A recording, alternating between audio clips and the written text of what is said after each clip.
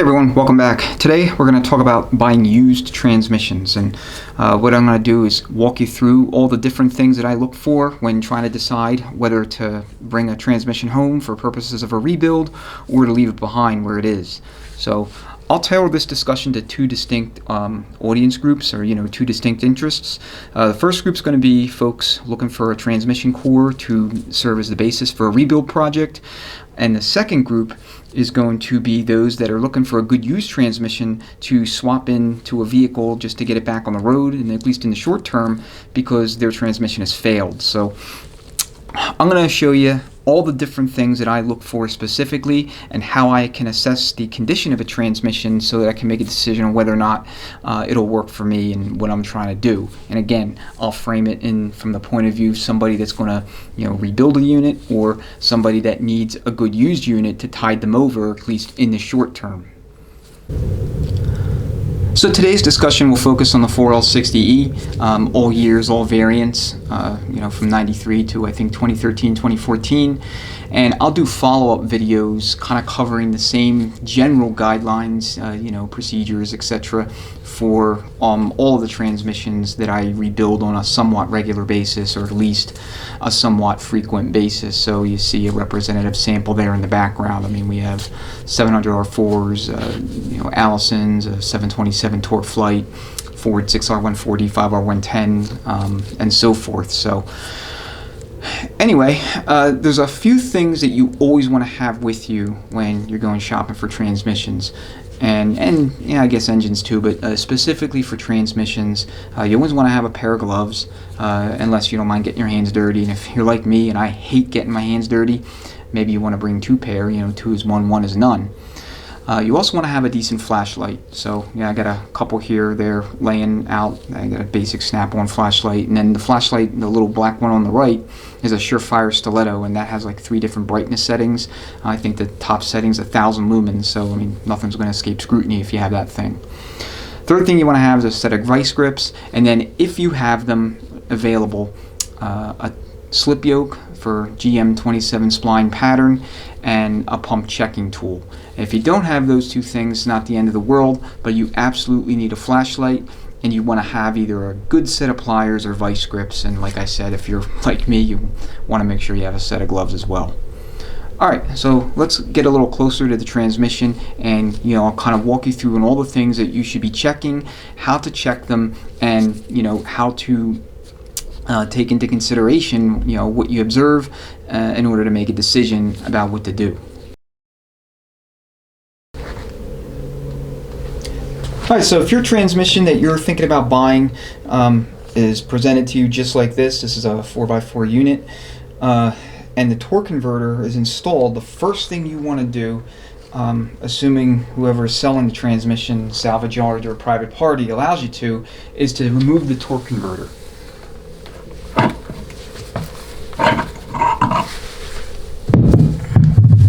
Okay.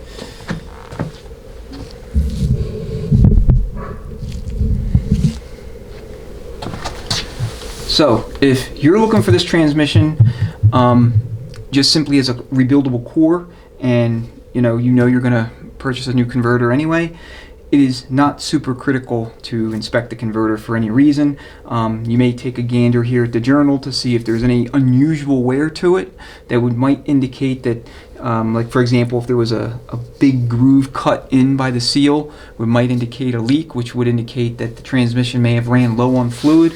You can also query the selling party if they have a history on the unit, and can give you some insight as to what went on, or whether it was running, or whether it was not, or having problems. But for the purposes of this video, we're going to assume that either the seller doesn't know anything, or the seller's lying to you. Okay, you don't really want to rely on anyone's word of mouth when it comes to assessing the condition of a transmission. So if you're looking to purchase this unit to put into a vehicle and run as is, then you want to look at the converter a little bit more closely. First, you want to make sure that there's no signs of overheating anywhere. Alright, the journal should be nice and smooth. This is, in good shape. This will seal up. This should not leak. There's no grooves cut in by the seal.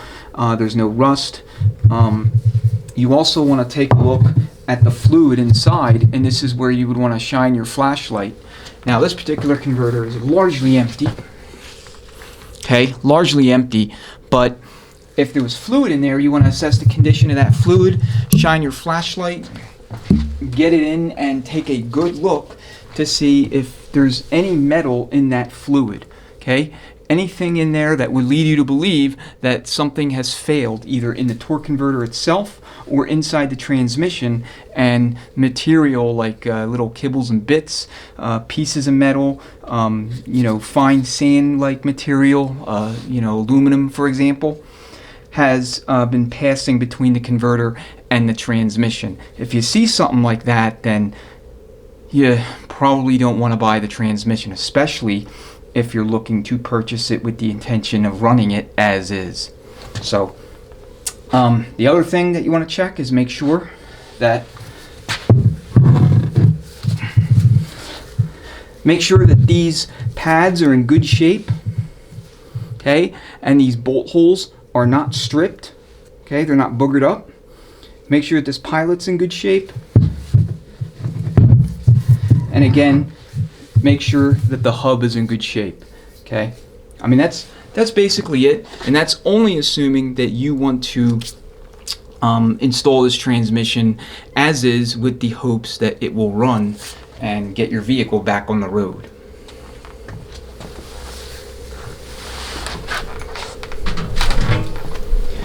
Okay, now we're going to turn our attention to the transmission itself. So first thing you want to do is look at your splines here on the input shaft and the stator. Alright, this is the pump stator. Both of these splines mesh with their equivalent female splines, or male splines I guess you should say, in the torque converter. So pay close attention to the O-ring. Okay, a lot of people will miss this, and this is especially important if you plan on running this thing, as a stopgap solution to replace your, broken transmission.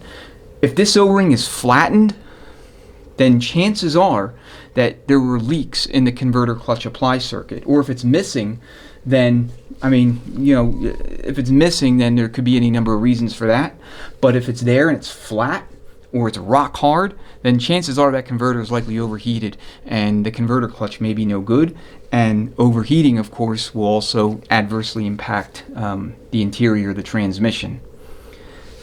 Next thing is these splines. Alright, these splines should be free of any kind of chipping, any sort of indication that they're excessively worn. Like if they're razor thin here, especially at the crest, this crest should be squared off nicely. Like if you look at these look in good shape. I mean, there's a little bit of imperfection here around the very end or tip of the shaft, but that's no big deal.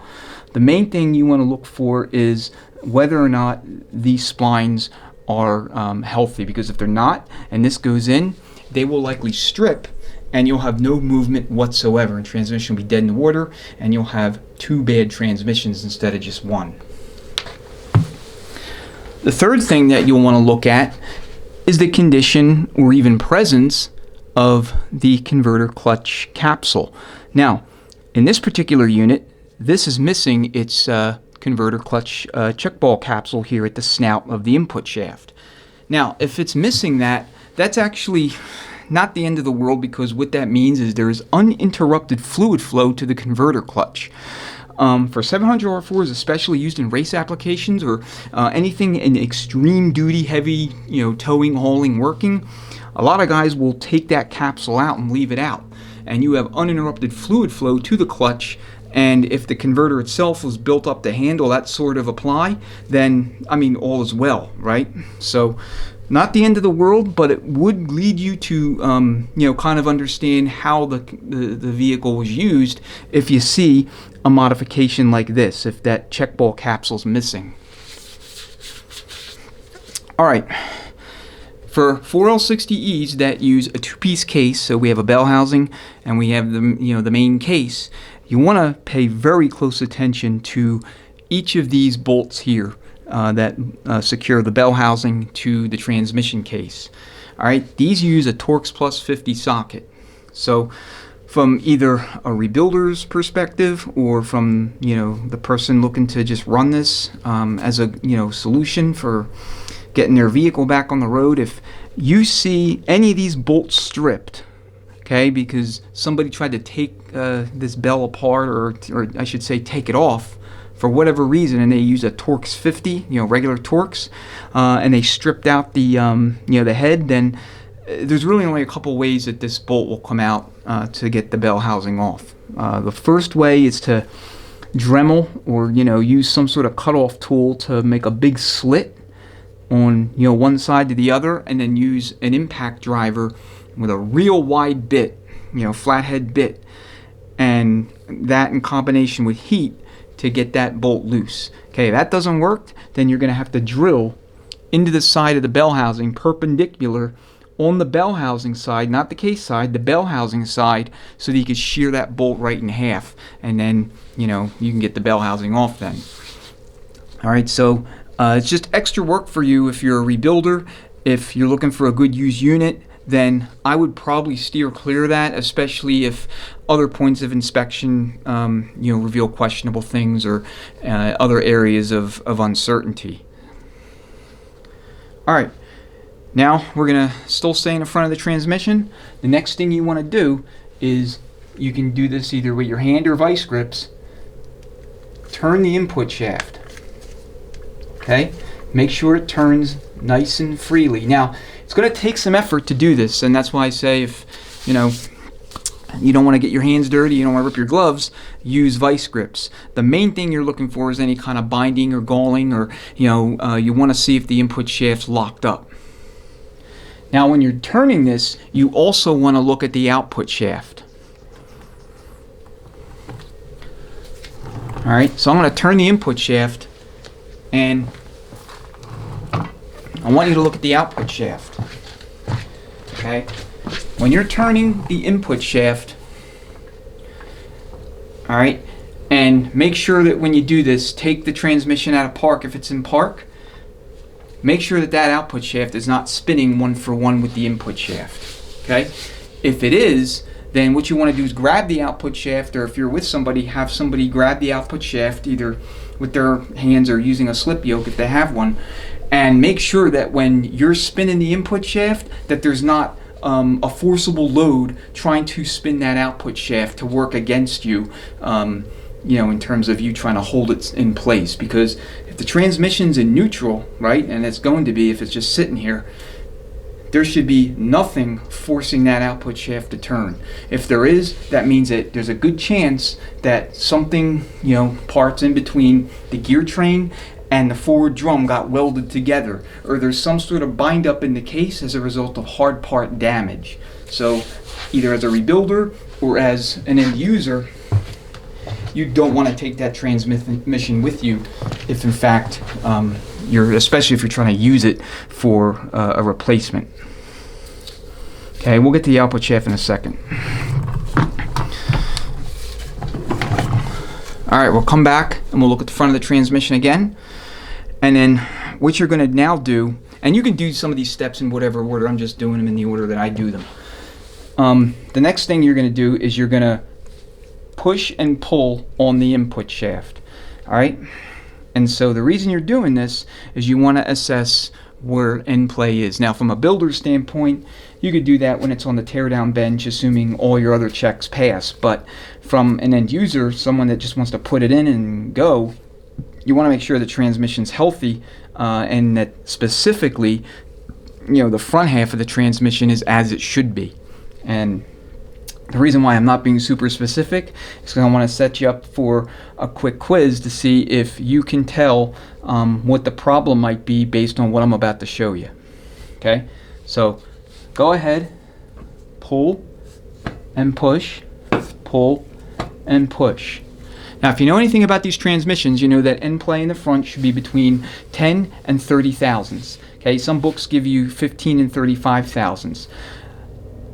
No matter what that number is, if it's falling in that range, you are going to either barely be able to perceive inward and outward movement, or you're not going to be able to perceive it at all. But as long as you spin the shaft and it spins freely and doesn't bind, that means that there is endplay, there is space between the back of that pump and the two drums. Okay, the reverse input drum specifically is what thrusts against the back of the pump stator there on that selective or non-selective washer. Excuse me, that washer is not selective. So what we see here is a lot more than between 10 and 35 thousandths, right? 35 thousandths would feel like this. Like this. Okay, this is about, maybe it's more like 50 thousandths, but the point is it would be barely noticeable. Okay, that's between 1/8 and 1/4 of an inch. So something has failed inside this transmission. I'll give you 5 seconds to see if you know what it is, and if you guess right, go ahead and leave it in the comments. So 5.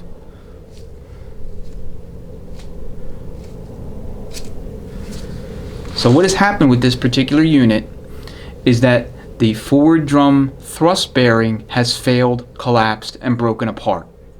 Okay, when you have a transmission where the input shaft is moving in and out that much, it's because the forward drum thrust bearing has failed. Like 99% of the time, that's the problem. Every once in a great while, I have a situation where when I take it apart, take the drum out, the input shaft is literally loose in the drum.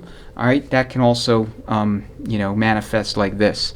But most of the time, it is the breakup of that bearing, and that bearing breaks up because either A, it overheated, B, the transmission was built with way too much endplay to begin with, or C, a combination of a variety of different things, including that, abuse, hard use, low on fluid, forward drum failure, the input shaft coming loose where it's no longer a press fit in the drum.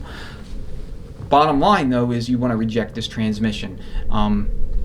If you're a rebuilder and you can get the transmission for free, then maybe you take it. But if you're just looking to get your vehicle back on the road, this is not one that you're going to take home with you. These drums for these later model units are anywhere from between 125 to about $250, whether good used or reman new or from GM, depending upon what year vintage. But if it's a 300 millimeter style input shaft drum for these later Gen 3 small blocks, Gen 4 small blocks, then they're not cheap. Okay, the next thing that you're going to do with respect to inspection here at the front of the transmission is you're going to take your flashlight and you're going to shine it, put it on its brightest setting, and you're going to look right into the location where the converter splines onto the stator. And what you're looking for is you're looking for the two pump rotor tabs, the engagement tabs that the converter meshes with, so that it can begin to turn the pump, and the pump can begin moving fluid and generating pressure for the transmission to function. So I'm going to see if I can get the camera situated so it's like looking right straight into the pump bore, and see if I can get those two tabs visible so that you can see what I'm referring to if you don't already know. Alright, I am certainly not going to win any Academy Awards for cinematography or quality of filming, but I am as close as I can to get to where you can see the one of the engagement tabs on the pump rotor. So you want to take a good look at this area and make sure that those two tabs are there. So here we have one on the bottom, and then there's going to be another one on the exact opposite side. Let me see if I can get it into focus.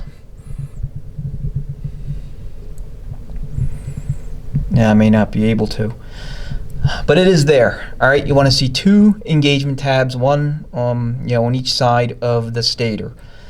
All right, now I would venture to guess that an overwhelming majority of sellers, whether it be a salvage yard or private party, are not going to let you stick a screwdriver into that slot to see if you can move the rotor around, but it is really not necessary. All you need to see is that rotor intact. If the rotor's tabs are broken off, they obviously won't be there, or you'll see one right next to the other because one of them is broken off, or maybe they're both broken. But either way, if you see a broken pump rotor, then you'll want to reject the core, or at least you want to negotiate the price down significantly, because chances are, I'd say 50-50, that if the rotor has failed like this catastrophically, then the entire pump assembly needs to be replaced. In other words, you can't rehabilitate it via machining, putting it on a mill or a lathe to clean up all the damage to the working surfaces. At least, I would say at least half of the pumps that I've seen come in with catastrophic failure there, I've had to replace the entire assembly, and that's a lot more expensive than just reconditioning the working surfaces and putting a new pump kit in it. Now conversely, if you're looking down here and the rotor, in terms of the color, looks like it's steel or metal and not dark like the stock rotor looks, then you may be looking at a billet rotor. Billet steel rotors are worth anywhere from between $150 to $300, depending on who's selling them and who's making them. So if you see that and the seller's price in the core it may be like $150 or something, then you're basically getting a billet pump rotor with a free transmission. So that's the flip side of that coin. So the last thing that's probably worth looking at here in the front of the transmission, if you're going to install it as is the seal itself. Make sure that the seal looks like this one. In other words, the sealing surface is in good shape. It should not feel hard or brittle, or it should not crack when you touch it. The seller should have no problem letting you just physically inspect the seal with your hands or fingers, as long as you're not trying to get in there with tools or whatever. The other thing you want to look at while you're looking into the bore, in the area of the pump rotor, is make sure that bushing is not walking out. A lot of times I'll see bushings walk and they'll kind of push on the seal, forcing it outward, and you'll have major leaks there, and it'll be obvious when you're looking at it. So just check the condition of the seal, make sure the bushing is still there, make sure it's not visibly completely torn up or worn away to nothing, and obviously make sure that the rotor is in good shape. Now from a rebuilder's perspective, none of that really matters. As long as the rotor isn't broken up, you're going to rework the pump and install all new stuff in there anyway. Alright, once you're done inspecting everything you want to look at in the front of the transmission and assuming everything looked good, everything checked out, come over to the passenger side, and first thing you're going to want to do is take out the little dipstick seal here. I mean, I have a little plug in there too to prevent any weather and rain from getting in there, but take that out and then shine your flashlight into the hole there. Okay, and this is where a nice bright flashlight like this Surefire comes in. This is 1,000 lumens. I mean, it is really bright. Like I said, it's got 3 different settings. So here's kind of like subdued, middle of the road, and then super bright. So on the super bright setting, you'll be able to clearly see anything and everything that's within view at the bottom of that pan. Now most places are not going to let you take the pan off. I would not go into it with that expectation. Of all the times I've ever purchased transmissions from private parties, never once have I taken a pan off, and it's really not necessary if you do all your other checks. So what you're looking for here is a couple things. First, you want to see if there's fluid in the pan at all. If there's no fluid in the pan and it is bone dry and it looks like it's been wiped clean, chances are it probably has. So if you see something like that, you want to try and query the seller and say, hey, I noticed that there's no fluid in the pan. When was it last serviced, or what's the story? And depending upon their answer, because it almost doesn't matter what they say, the actual words coming out of their mouth, what you're really looking for is cues that they might be trying to lie to you or deceive you. Because the only reason that the transmission would be that clean, where there's no fluid whatsoever, is because, chances are, I should say, they're trying to hide something. Because who else goes through that level of effort unless they're trying to conceal something, knowing that someone's going to look at the fluid? Same kind of with the engines, right? You pull the dipstick and there's literally nothing on it. You'd want to know why that is. So let's assume for a second that that's not the case, because I've actually never seen that. It's just more of a scenario that may happen but is not likely. more than likely you're going to have some fluid in the bottom of the pan. So again, a real bright flashlight will help you see any kind of metal, anything shimmering, any kibbles and bits, anything that would otherwise escape scrutiny with either a dim flashlight or a cell phone light or no flashlight at all.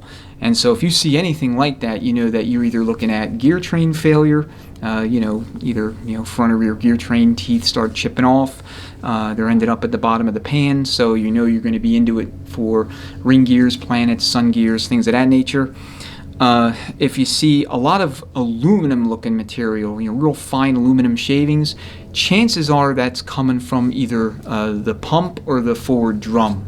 And most often it's the forward drum, just rubbing against either the reverse input drum or being scored up by material floating around in the case while the transmission is working. So if you see a lot of it, something has failed pretty significantly.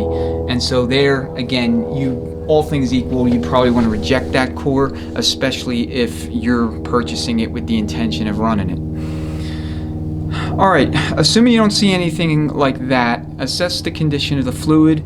If you see fluid that's super bright, brand new, smells brand new, okay, then again, I would start to ask questions. Hey, this fluid's brand new, again, what's the story? Give me a little bit of the history. And more than likely they're going to tell you, well, I'm not sure, I don't know, or maybe it was changed recently. Okay, brand new fluid, brand new, literally somebody took a funnel, stuck it in the dipstick tube and poured the fluid in, is going to smell different than fluid that has genuinely been ran and used inside the transmission. If it smells a little bad, it's not the end of the world, but if it smells absolutely burnt, charbroiled, and again, you'll know the difference, then chances are at least the 3/4 clutch has been smoked, to where the clutch plates are down to bare metal. The other thing to consider is the forward drum may be welded to the forward clutch hub at the 3/4 pack. Okay, that sometimes happens as well. All right, if you see anything like that or anything else I've described that are anomalies, then again, especially if you plan on running this thing as a stopgap solution, when you reject the core or reject the transmission, rather, go find one that doesn't have those things. So, all right, for those that are going to again be looking to use this as is, what you want to do is check servo travel. All right, now this may or may not be that easy to do, but if you can get the transmission up against something like a backstop where it's stable, try to press in to the extent you can on the servo cover. You should see between 50 and 100 thousandths worth of travel. I think the spec's actually like 50 to 90, but let's just say 50 to 100 thou, so basically 1/10 of an inch at most. If you're able to test that and it kind of seems like it meets that general guideline, then chances are the 2/4 band servo and the band itself and all that is functioning.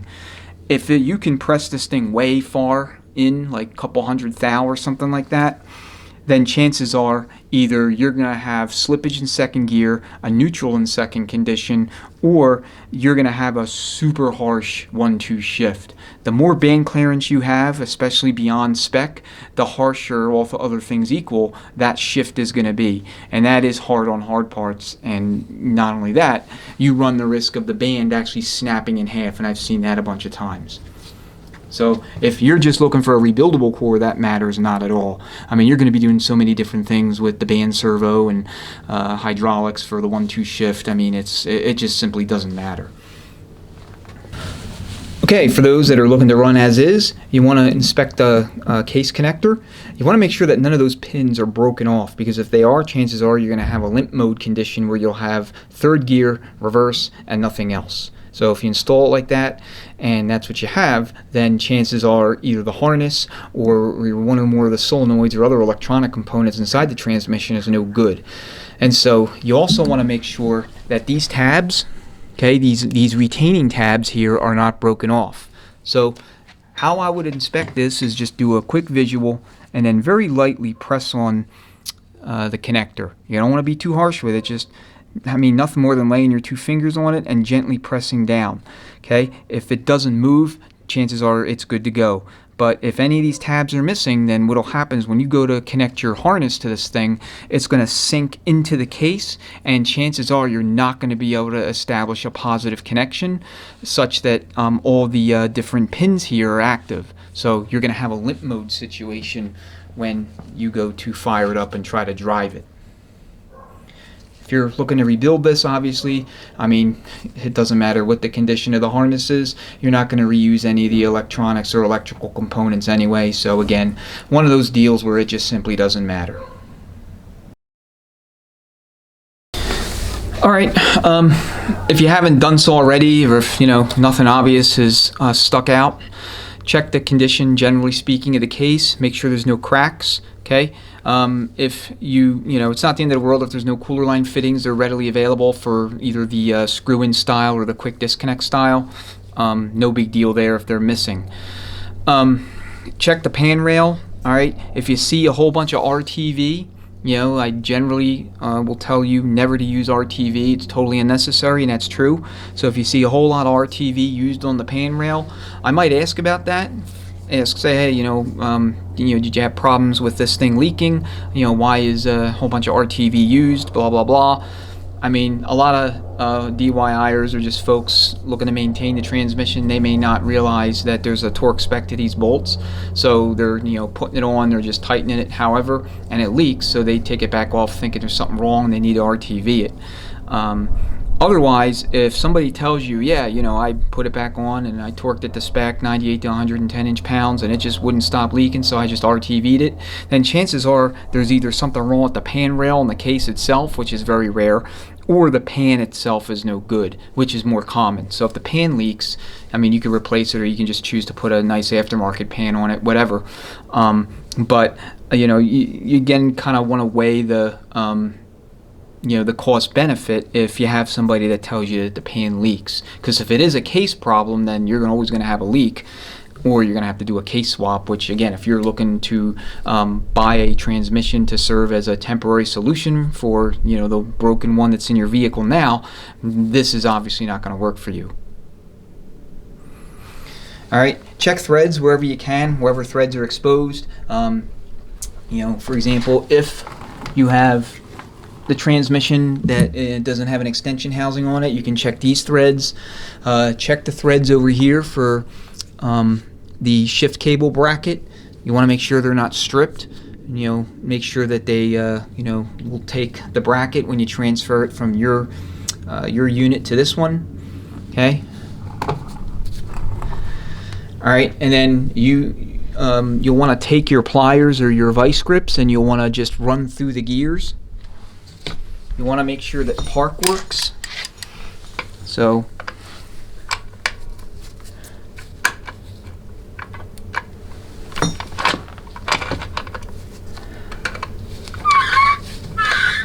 okay, just run through all of them.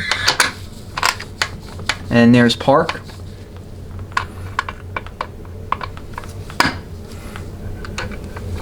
And then when you put it in reverse, you want to make sure that the output shaft spins. And then likewise for all the rest of the detents for this transmission. So you'll have park, reverse, neutral, drive, D3, 2, and manual low. Okay, the shaft should spin in all those settings. All right. For most of these transmissions, in fact, I'd say for all of them, it may turn, maybe about this much before it engages into park. If it does, that's fine, no big deal. But if you have it in park and it's still spinning like this, then obviously something's wrong. And that can be any number of things. It could be anything from, for whatever reason, the parking pole guide plate's missing, or the bolts are loose and it's not able to engage, or the parking lugs are sheared off of the ring gear in the back of the case here. And if that's the situation, then you obviously don't want this transmission. I mean, I guess if it's a rebuildable core and there's literally nothing else wrong with it, then no big deal. Those parts are cheap. But again, if you're looking for a good used unit to actually use as is, that ain't gonna work for you. All right, when you're spinning the output shaft, Okay, the output shaft should spin very easily, or fairly easily, in the direction of engine rotation. So now when you're looking at the transmission from the back, okay, it's going to appear to spin counterclockwise, but I'm really spinning it clockwise with respect to engine rotation.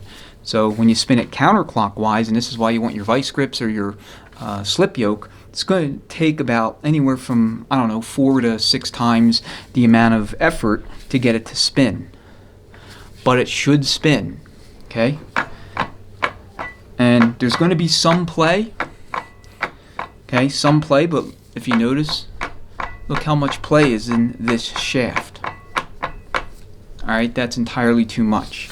So these are all things that you want to take into consideration when assessing the condition of a 4L60E for either rebuild or use as is. If you're spinning the shaft and you hear that screeching sound, that's actually the sound of a very healthy low roller overrunning clutch. Okay. The 4L60Es don't have a serious issue, and same with the later 700R4s when it comes to failure of low roller, but the TH350s do. So if you're inspecting a TH350, then you want to take that into consideration. That's a relatively high failure rate part in those units. Alright, if you're spinning the shaft and you're spinning it in the opposite direction of engine rotation, you're going to be spinning the reverse input drum and the sunshell. So when you're going backwards, the shell and the reverse input drum will have a reaction with each other because the lugs in the reverse input drum will mesh with the lugs in the shell. And that's ultimately what gives you reverse.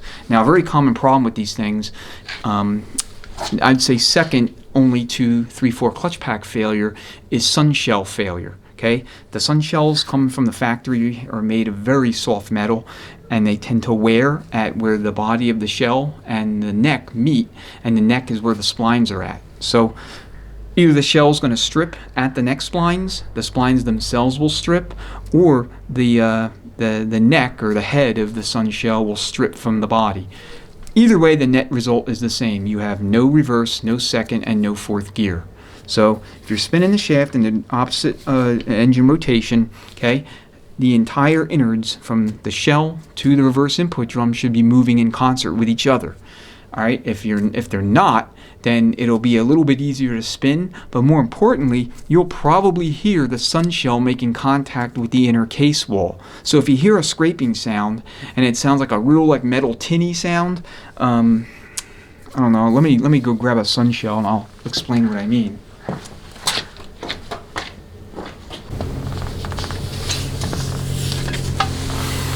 So here's what I mean. You have the reverse input drum and the sunshell in roughly the same positions that they are inside the transmission as I'm showing them here. And so when you're spinning the output shaft counterclockwise against engine rotation, the shell is spinning the reverse input drum. Okay, you see how they're meshed? And so what'll happen is on a factory shell, okay, this is a hardened heat-treated shell, as you see the heat treat here on the splines, and you always want to install a heat-treated version when you go back with these on rebuild. But in a factory shell, this area right in here, right at the base of the neck, will wear to the point where it will eventually separate. I mean, some of them will last a real long time. I mean, I've heard of 4L60Es with 250, 300,000 miles on them. Then I've seen 4L60Es with broken shells that have less than 100,000 miles on them. So there is some variability there, but the main point is that without these splines engaging the sun gear in the rear to get that gear train all meshed and mated with the rest of it, you're not going to have any reverse, and of course you're not going to have any second gear, and you're not going to have any overdrive. Okay. Now, if I'm a core buyer, just, I want to rebuild the transmission, the sunshell being damaged won't matter to me too much. Reason being is when the shell breaks, that's basically it. The show comes to a quick stop and the transmission gets pulled off and, dealt with. But there's usually no other collateral damage to any other hard parts. Now, if you lose first, second, and second, reverse, and fourth because of gear train damage, then that'll show up when you shine your flashlight into the dipstick tube port and you see a whole bunch of kibbles and bits. All right, and that'll have nothing to do with sunshells, just gear train failure, and usually due to lack of lubrication, use and abuse, or just simply age. I mean, whole bunch of different reasons, but the end result is the same, and that is a new gear train. Okay. For older transmissions that have vacuum modulators, you want to pay real close attention to the rear of the case, and I mentioned this in my teardown inspection videos on some of these units. And the reason being is if you are in a cold weather climate where it gets down to and below freezing at night in the winter, or I guess fall and spring too, if water gets into those into that vacuum line that goes to your vacuum modulator, and the modulator gets impregnated with water, and that water freezes overnight, and you go to start up the vehicle the next morning before it has a chance to thaw, then that's going to spike line pressure to like stupid amounts. Like you're talking 600, 700, 800 psi, and that's going to crack the case. So if you see hairline fractures in the back on one of those type of units, that's the reason it likely happened. Likewise for the 4L60Es and the 700R4s, they are not, no vacuum involved, at least not from the factory. I might have heard of these being modified to take a vacuum modulator in certain performance type applications or real specialized deals, but I have seen earlier 4L60Es crack in this area here, and I don't know exactly why that is. The later models like this, with the 6-bolt design, all have aluminum extension housings, whether it's a 2 or 4-wheel drive, but the earlier units and the 700R4s before them had cast iron extension housings. So I don't know if that has anything to do with why I seen it, or why they seem to be, at least from my point of view, more prevalent. Could be just sampling error, who knows, but suffice to say, just check and make sure that there's no cracking.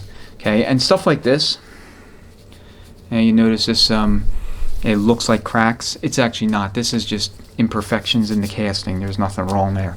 Same with the front of the unit. Like if you're looking at the bell, some of these bells have just casting imperfections, and they look like tree branches, or otherwise they can appear to be cracks. Chances are they're not, but maybe you also bring a shop towel with you, and if there's dirt, you can rub it aside and take a closer look and shine your flashlight. All right, the bolt hole locations in the bells themselves. All right, if this top bolt, every once in a great while I'll see this like broken for some reason, somebody manhandled it or got caught up when they were taking it out. It's not the end of the world if this is not usable. Okay, as long as your other bolts along the either side are good to go. Or I should say bolt hole locations. And 4L80E swaps where they didn't have a change to the converter and the stator and the input shaft and all that. I've routinely built older 4L80Es to go in behind LS engines, and they didn't even have the bolt and cast into those transmissions, and they work perfectly fine. So not the end of the world as long as all the other bolt hole locations are good and you torque your bell to engine block bolts to spec like they should be. All right, if you do have access to the underside of the case, look at the pan, make sure the pan's not dented up, make sure there's no holes in it. If you look underneath or you see a whole bunch of fluid underneath the transmission, ask to have the seller turn the transmission over so you can get a look at the pan. It could be that just it's leaking at the pan along the rail. Selector shaft could be leaking, or you have a leak because there's a hole in the pan. So that's probably the last thing that I'll mention that's worth talking about. But and then maybe here, if you want, make sure that the vent tube is not somehow bent, broken, or missing. And 700R4s, these are sometimes missing because they're plastic and they break off, so only a piece of it is just inside there. 4L60Es, they should all be metal and they should not be broken. You may have all the vacuum or hosing that goes with these, especially if it's a 4x4 unit, but if it's not there, that's no big deal. Okay, yeah, one last thing. Manual lever position sensors. So for late model 4L60E starting in '09 and up, they do not take a manual lever position sensor. So you will not have these bosses like this. You will not have that large black sensor that's, bolted to the case and where the selector shaft kind of goes through it. They went to what's called an internal mode switch. And so the mode switch performs the function of the manual lever position sensor. In other words, communicates park neutral to the PCM for purposes of starting the vehicle. It also performs the same function as the pressure switch manifold assembly, which is bolted to the valve body. And so they did away with that as well. And they also did away with the 3-2 control solenoid.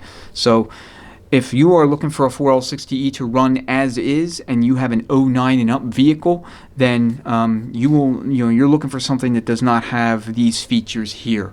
Okay, and how you can tell, and it's missing off of this one, but you will have a stamp here. Okay, and then you'll have a code. It's going to be an alphanumeric 4-digit code. That code is also visible right here on the very bottom of the pan rail, where the extension housing bolts to the case. So you can look up those codes and compare what you see in your reference guide to what's on the transmission, even if this sticker is missing, to determine if you're looking at a 2009 and up case or if it's one that's going to be appropriate for something earlier. So I want to mention that because you just on forums relatively recently, there's a lot of folks looking for used 4L60Es, but they have '09 and ups, and there was some uncertainty around whether like an '06 or an '08 or whatever would work. Just know that 2009 and up is a completely different, it's as different as it could possibly be from the '08 and back versions and still be the same transmission. They absolutely will not interchange. You need to find, if you have an '09 and up and you need a transmission for your vehicle, you absolutely need an '09 and up transmission. They will all interchange from '09 to end of production, but they will not interchange with anything 2008 and rearward. Now, if you have a 2006 late model to a 2008, there's one other piece of verification that you're going to need to perform, and that is you're going to need to determine within a shadow of a doubt whether or not the transmission that you are buying is equipped with a turbine speed sensor and provisioned for the turbine speed sensor. And the turbine speed sensor was added in, I want to say, mid '06 for some models, and then it proliferated across the entire line of vehicles that took 4L60 or 6570Es throughout '07, and by '08 they were all on the same standard. So if you have a turbine speed sensor transmission in your your car, truck now, and you're looking for a replacement, you want to make sure you match up the year. And if it's like an '06 or even an '07, you're in a transition year, you want to make sure that the replacement has that turbine speed sensor. And so the only surefire way to do that is to take the pan off. So if you're out looking and you explain, hey, I need an '06 or an '07 that has the turbine speed sensor, I need to be able to verify that. I would say there's probably a 50-50 to maybe a little bit better chance that the seller will be sympathetic and take the pan off for you so you can verify that that is there. They're an honest seller and they have nothing to hide. They might do it, but then again, there's also good reasons why they won't. A salvage yard may not want to touch the transmission for reliability reasons, So again, that's just another aspect of doing swaps and buying used transmissions that you'll want to make sure that you verify. All right, I think I touched on everything. This video is a little bit longer than I thought it would be, but I hope it was helpful for you. A lot of folks are needing transmissions, and let's face it, rebuilds are getting more and more expensive because of inflation. So many are seeking used transmissions to, at least in the short term, get their vehicles back on the road so they can go about their lives while they plan for a rebuild later, or sell the vehicle or whatever. All right, if you have any questions, comments, go ahead and leave them below. As always, thank you so much for watching. I greatly appreciate it. And we'll be doing more videos on 4L60Es. And I'll do a similar themed video for some of the other transmissions I work on that you saw earlier in the video in the background.